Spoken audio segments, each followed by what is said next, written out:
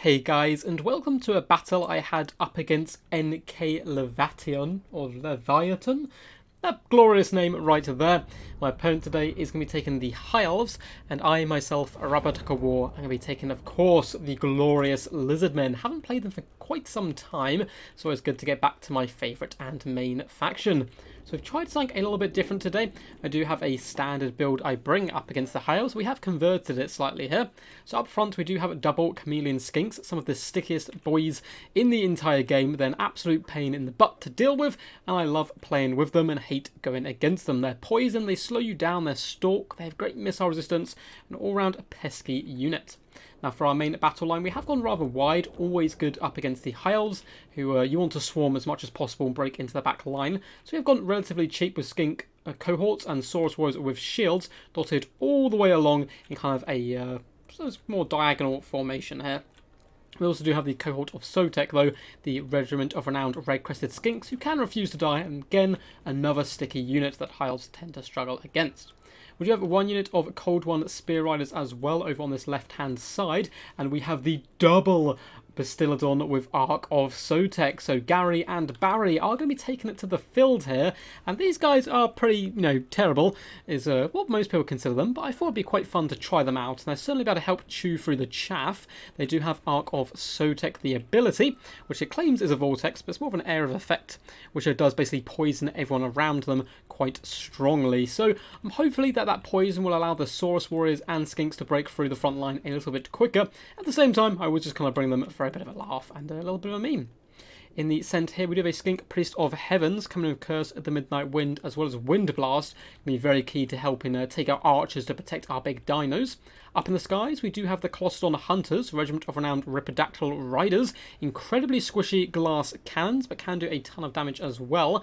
And we have our Liege Lord today, Tiktaq'to. If you guys remember, about a month or so ago, I did make a video on why I thought he was the worst lord in the game. So I am trying to be converted here and test him out a little bit. So we are bringing Deadly Onslaught as well as Master of the Skies, in case I had to fight any pesky dragons up in the skies and so forth. And of course have got his Drop Sphere of Tiktaq'to as well, which does some pretty decent damage. In the back we have one unit of Pterodon Riders as well, dotted all the way over here, and their main job is just me focusing down the back line. Now for my opponent's build today, it's gone for a very mobile box build, which I do enjoy myself quite a lot. We have Silvern Guard covering the flanks to stop cavalry, double rangers in the front line, who I am focus firing down with the chameleon skinks. Of course these guys do not have shields. In the secondary line, we have some White Lions, two of which I quite like these guys being mixed in here. Their AP helps break through the thick hides of the Lizardmen and gives some much needed support to the Rangers and Silvern Guard. We then have a massive Archer Corps, as is expected.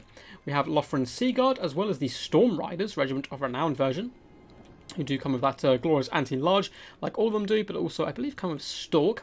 So we have triple Lothran Sea Guard, as well as one unit of Sisters of Avalon here, so pretty hefty investment all around in range. Then we have double Dragon Prince, bad to the bone, high elf cavalry, probably the most elite of all their troops when it comes down to it, especially the Fireborn. These brave warriors once rode to battle on dragons, instead have to go to battle on equally cool looking horses, who've kind of been make-upped up a little bit to look slightly more dragon-esque.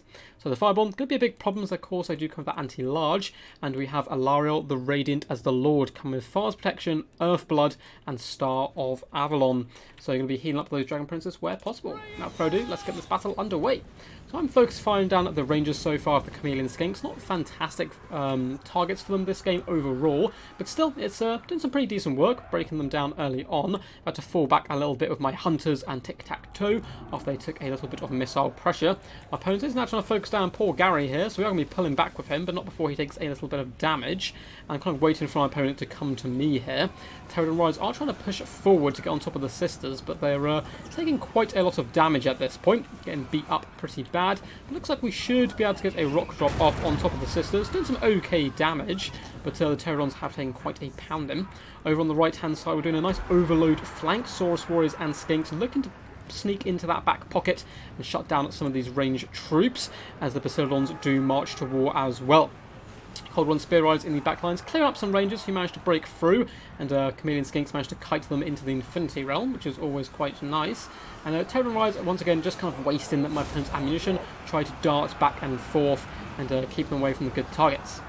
The Cold One Spear Eyes are being used in the frontal assault here, going down the gullet on top of the Rangers, who are being held up, but the Bastildon is here as well, trying to fight this one out.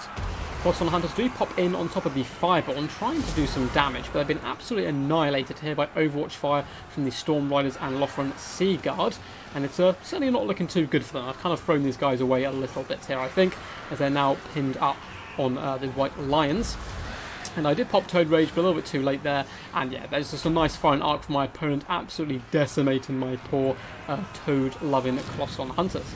However, in the front lines, Bastildon is fighting strong. We have Cold One Spear Rides in here as well. They did take a charge from the Firebomb, but we are going to be dropping down our pesky poison to try and fend off some of these guys and lower their stats, as well as a Curse of the Midnight Wind to try and help the Cold One Spear Rides stabilise a little bit and do some decent damage back to the Fireborn. As Tiktaq'to does throw Caution to the Wind and darts in there as well. Chameleon Skinks also focus firing down the Fireborn with their load armour here, hoping to do as much damage as possible. Over on the right-hand flank, we're having a pretty good time of it. Sylvan Guard have been forced back by the overwhelming numbers of the Saurus and Bastildon support. However, Dragon Princes are here. These ones aren't anti-large, however, so Barry should do a pretty decent job over there. The Cold Sotek are refusing to die at this point, going toe-to-toe with the White Lions, doing some decent work. Chameleon Skinks still trying to focus down the Fireborn where possible, although a Star of Avalon has popped up and kept them nice and healthy.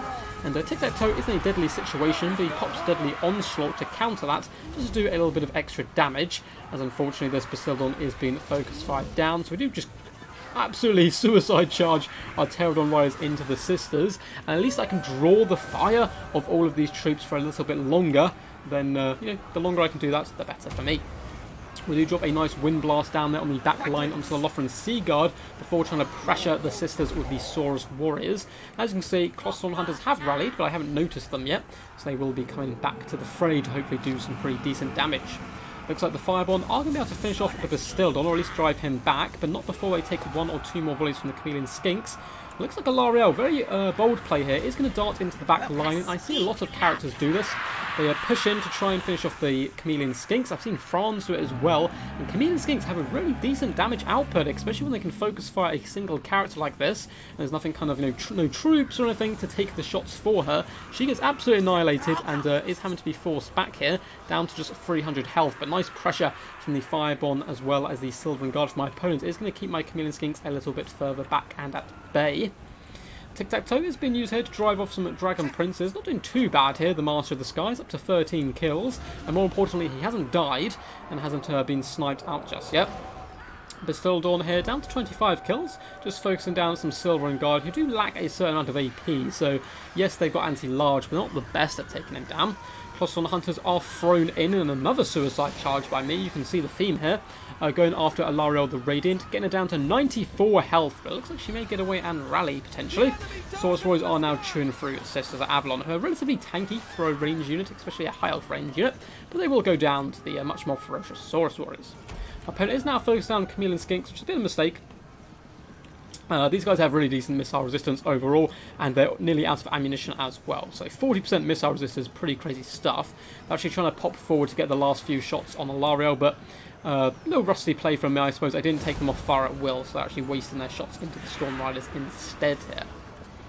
Alarielle has come back to the fray with 138 health there, so healing up slowly. Over in the main engagement, it's got very scrappy indeed. My opponent doing some lovely bouncing to and fro between engagements with these Dragon Princes up to 154 kills. Very good stuff all round. Looks like we do have a fat Star of Avalon going down here as well, trying to heal up the Sylvan Guard and Rangers. I certainly would have saved that for a either later blob fight or when the Dragon Princess was stacked on top of Alarielle, because all I did then was drop poison and then break off these troops instantly, and they've been forced out of the Star's healing capacity.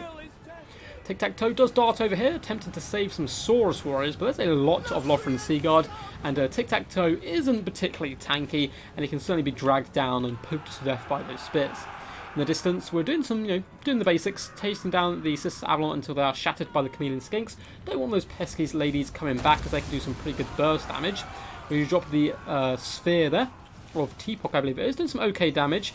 It was a little bit of a swing and a miss, but still did some okay damage all round. It does in fact lower armor, I believe, or lower speed by 72%, which is pretty crazy stuff. In the main fight, Lothar and Sigurd will go down to the Basildon and Red-Crested Skinks. There's a lot of High Elves rallying. Balance power is quite heavily in my favour. Just a second ago, Tiktaq'to actually darted into this big blob to kill Alarielle and finish her off. A lovely wind blast comes down, knocking down tons of Storm Riders. Doing really decent damage as well. It looks like they're pretty much all out of ammunition. From this point onwards, I expect the Basildon to be able to carry, especially with Tiktaq'to hunting down the Dragon Princes where possible. Skink Priest only 15 kills, but fantastic HP damage and disruption so far. As the Basildon is going to be, doing his work, whacking his little tail around. It looks like we are going to be dropping another of those poison bombs coming down there. As you can see, all these guys are now poisoned. Their stats are low and they're terrified by such a majestic beast. And the High Elves are going to break and run from the battlefield. So very well played to my opponent. A Pyrrhic victory indeed. Not many of the Lizard Boys left on the field. Hope you guys did enjoy. If you did, feel free to give the video a big old thumbs up to push it out to more people. And subscribe for more Total War Warhammer content. Very well played to NK Leviatano. That's what I'm going to stick with this time. Awesome build overall. I love the Dragon Princes. Always good to see them in action, and he used them very well. 178 and 101 kills certainly reeks of good value. I think one or two tiny misplays with kind of wasting some ammunition on non-priority targets, and maybe that star as well kind of being wasted at the end. But apart from that, pretty decent stuff, and a really fun build as well. As for my own build, of course, it is pretty memey, and I'm trying out a few different units. However, one of the Archosotex did get 67 kills and double Chevron, which is certainly saying something. Managed to drag down one of those units of Silver and Guard and make them pretty useless, and cause big disruption. The poison helping the Saurus Warriors and Skinks do the dirty work, grind for my opponent, and really win the day. Tiktaq'to, he survived and eventually did manage to kill Alarielle, did manage to hunt down his prey, didn't do too much apart from that, but again, he's relatively cheap, or very cheap in fact, at least for a Lizardmen character. Managed just to float around, be a general pest, get some nice cycle charging in, and seal the deal at the end. I think the MVPs could well possibly be the Chameleon Skinks, absolutely annihilating one unit of Rangers straight off the bat, then helping to poison, slow down, drag down the Dragon Princes, and also being pivotal in doing that massive chunk of damage to Alarielle in the mid stage, which really helped me kind of push through and carry on. Anyway guys, hope you did enjoy. Until next time, peace, and as always, stay awesome.